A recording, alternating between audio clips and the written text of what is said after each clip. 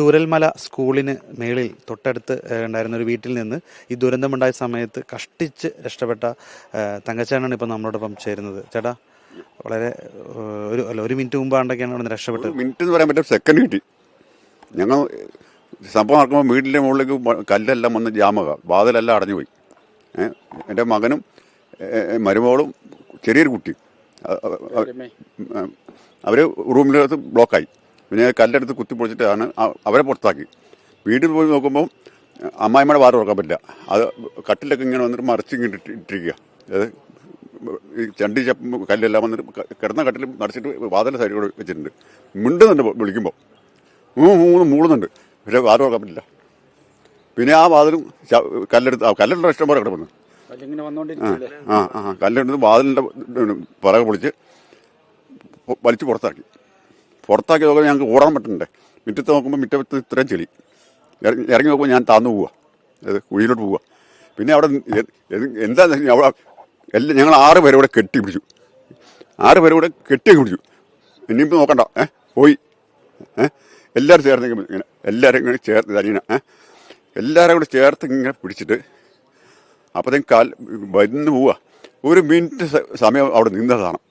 ഞാൻ പ്രാർത്ഥിക്കുക, രക്ഷപ്പെടുത്താൻ പറ്റും, രക്ഷപ്പെടാൻ പറ്റും, പെടുത്ത് നീ രക്ഷപ്പെടുത്താൻ പറ്റും, അല്ലെങ്കിൽ കൊണ്ടുപോ, 6നെ കൊണ്ടുപോകുന്നത്, 6നെ കൊണ്ടുപോക്കോ.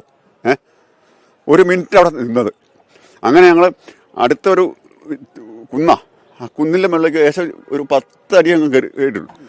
അങ്ങനെ അവിടെ കയറി പിടിച്ച കുന്നിൽ കാപ്പിയെ പിടിച്ച് ഞങ്ങളല്ലാതെ കയറി. അമ്മായിമ്മയടുത്ത് മകൻ തോളിലിടുന്നു, കുട്ടിയെ മരുമോളെടുക്കുന്നു. അവിടെ കയറി നിൽക്കുമ്പോൾ ഞങ്ങൾ നിൽക്കുന്ന സ്ഥലം സേഫ്റ്റി അല്ല. അപ്പോൾ ഞങ്ങൾ വന്നതിനേക്കാളും കൂടുതലാണ് വീണ്ടും വരുന്നത്. ശബ്ദം ഒരു മൂളക്കലും പട്ടയെന്ന്. അപ്പോൾ ഇനി എന്താ ചെയ്യാന്ന് ചോദിച്ചാൽ അങ്ങനെ അടുത്ത കാപ്പിയെ പിടിച്ച് കുറച്ചുകൂടെ കയറി.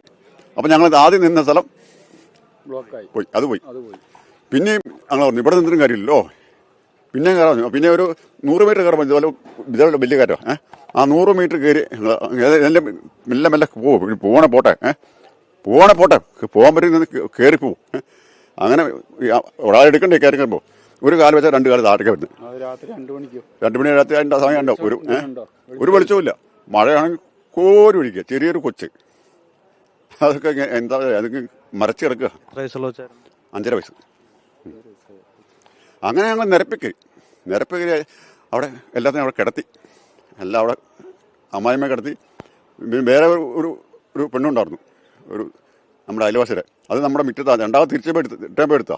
അപ്പോൾ അതിൻ്റെ തലയോട് ഇങ്ങനെ പൊളിഞ്ഞിട്ട് ഇതിങ്ങനെ തൂങ്ങി കിടക്കുക. ഇവിടെ ഇങ്ങനെ പൊളിഞ്ഞു പോയി, തൊലി പൊളിഞ്ഞിട്ട് ഇതെല്ലാം താഴെ തൂങ്ങി കിടക്കുക. അതവിടെ കിടന്ന് കരയുന്ന കേട്ടാണ് എൻ്റെ മകൻ തിരിച്ചു കൊടുക്കുന്നത്. അതിനെടുത്ത് തോളിലിട്ട് അതും അവിടെ കൊണ്ടുവച്ചു. അങ്ങനെ സംഭവം. അവിടെ നിന്നാണ് രക്ഷപ്പെട്ടത്. അവിടുന്ന് ഒരു ഒറ്റ മിനിറ്റ് അവിടെ നിന്ന് സംഭവം. അത് നേരെ തന്നെ പിന്നെ പോയിക്കൊണ്ടിരുന്നെങ്കിൽ ഞങ്ങൾ 6 പോവും, അല്ല അവിടെ ഉള്ള ആൾക്കാരെല്ലാം പോവും. ഇത് നിങ്ങൾ ഉറങ്ങുന്ന സമയത്തായിരുന്നു, അല്ലെങ്കിൽ നിങ്ങൾ വെള്ളം കയറി വന്നപ്പോഴാണ് അറിഞ്ഞത്? വെള്ളം കട്ടിലിൻ്റെ അടി കൂടെ കല്ലും മണ്ണും കൂടെ കയറുവല്ലേ, തടിയിറക്കം. അപ്പോഴാണ് ഇത് അറിഞ്ഞത്? ഞങ്ങൾ അറിയുന്നില്ല. വേറെ ആരും വിളിക്കുക അല്ലെങ്കിൽ അങ്ങനെ ആരെ വിളിക്കാൻ പറ്റില്ല.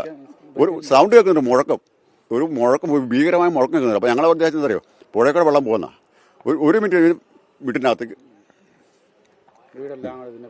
പിന്നെ ഞാൻ നോക്കുമ്പോൾ വീടിൻ്റെ പകുതി പോയി. അന്നേരം ഒരു വശം അങ്ങേ വശം പോയി, അടുക്കള വശം പോയി.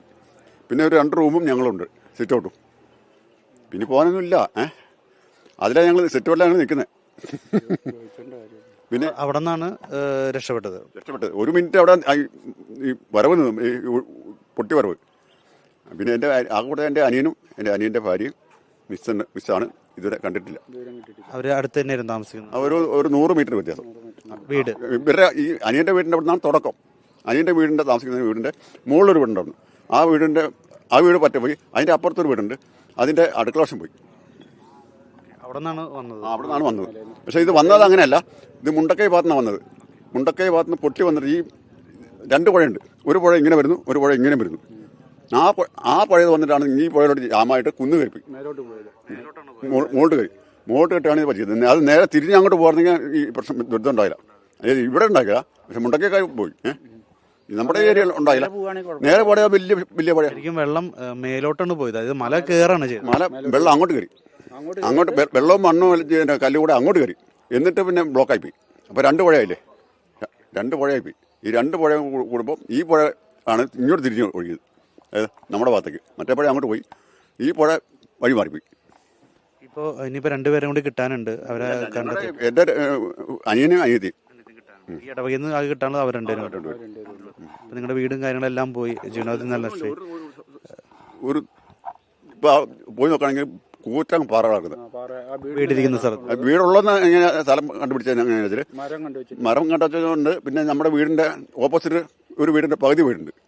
അപ്പോൾ മനസ്സിലായി, ആ ഇത് തന്നെ നമ്മുടെ വീട്. അങ്ങനെ കണ്ടുപിടിച്ച് പോവുക. അല്ലെ ആ വീടും കൂടെ പോയാൽ നമുക്ക് ഒരു പിടുത്തം കിട്ടില്ല, എവിടെയാണെന്ന് പോലും വീട് അറിയാം. അറിയില്ല. പിന്നെ മുകളിലേക്ക് വീട് ആവാത്തില്ല. ഈ ഇപ്പം എൻ്റെ വീടിന് നേരെ ഓപ്പോസിറ്റിൽ ഒരു ഷീറ്റ് ഇട്ട് വീടുണ്ടായിരുന്നു. അതിൻ്റെ എനിക്കറിയാം, അത് നോക്കുമ്പോൾ പകുതിയുണ്ട്. അപ്പം ഒരു പ്ലാവിൻ്റെ ഇടയുണ്ട്, ആ പ്ലാവുണ്ട്. അപ്പം ഇതാണ് എൻ്റെ വീട്. എൻ്റെ വീടിരുന്ന സ്ഥലം ഇപ്പോൾ കാണുന്നത് പുഴയത്. ദൈവം വളരെ അത്ഭുതകരമായി രക്ഷപ്പെടുത്തി. ഇതിൽ കൊണ്ട് പുനർജന്മം എന്ന് പറയുന്നത് പറയാം, വീണ്ടും ഒരു ജന്മം. പക്ഷെ ഇനിയും ഇപ്പൊ സർക്കാരിനോട് നിങ്ങൾക്ക് ഇപ്പൊ നിങ്ങളുടെ എല്ലാം നഷ്ടപ്പെട്ടിരിക്കുകയാണ്, എന്താണ് ശരിക്കും പറയാനുള്ളത്? സർക്കാരിന് പറയുന്നപ്പോൾ എന്താ, എവിടെയെങ്കിലും ഞങ്ങൾക്കൊരു വീട് അല്ലെങ്കിൽ പൈസയോ എന്തെങ്കിലും ഒന്ന് ഒരു വീടൊക്കെയുള്ള സ്ഥലമോ അതിന് സെറ്റപ്പാക്കി തരണമെന്നാണ് പറയാനുള്ളത്. അല്ല ഇപ്പം ഞങ്ങൾ ഇപ്പം എന്ത് പറയാം. ഇനി ക്യാമ്പിലാണോ? ഞാൻ ക്യാമ്പില്ല, ഞാൻ മോളെ വീട്ടിൽ പോയി. പിന്നെ മകനും മകളും അവർക്ക് പരിക്കുണ്ട്, കാലൊക്കെ നല്ല നല്ല ഇതാ. അവർ ക്യാമ്പത്തിലുണ്ട്, അവരവിടെ ചികിത്സയിലുണ്ട്. ഞാൻ ശരി വിരലൊക്കെ പോയി, നാവൊക്കെ പോയി, കല്ലു. എനിക്ക് കുഴപ്പമൊന്നുമില്ല. പക്ഷെ മകനും മകൾക്കും മുട്ടിന് താഴേക്ക്. പിന്നെ നമ്മുടെ പേരക്കുട്ടി അത് മോളെടുത്താണ്. അതിന് എന്തോ അസ്വസ്ഥത, അതിന് കല്ലൊക്കെ വന്നൊക്കെ ഇത് വലിച്ചെടുക്കല്ലേ, എന്തെങ്കിലും പൊട്ടോ എല്ലാവരും അമ്മ നമ്മൾ നോക്കിയിട്ടില്ല. അപ്പം മിനിയാന്ന് വിളിച്ച് പറഞ്ഞു കൊച്ചിനെന്തോ മിണ്ടുന്നില്ല, അനങ്ങുന്നില്ല, അതുകൊണ്ട് വേഗം മരണമില്ല. അങ്ങനെയാണ് അങ്ങോട്ട് ഞാനും മരപ്പോൾ പോയി. അവിടെ നിന്ന് പോയി ഹോസ്പിറ്റലിൽ പോയി ചെക്ക് ചെയ്തു, എക്സ്റേ എടുക്കാൻ പറഞ്ഞു. അവൻ പറഞ്ഞു പൊട്ടൊന്നും ഇല്ല, പക്ഷേ കൊച്ചു പേടിച്ച് പോയതാണ്. പേടിച്ച് വിറച്ചു പോയി. ബോധം വേണ്ട, നമ്മളെ പേടിച്ചിരുന്നു. എന്താ പറയുക, അത് പേടിച്ച് എൻ്റെ അങ്കലാപ്പാണ്. അതുകൊണ്ട് കുട്ടിക്ക് വേറെ കുഴപ്പമൊന്നുമില്ല.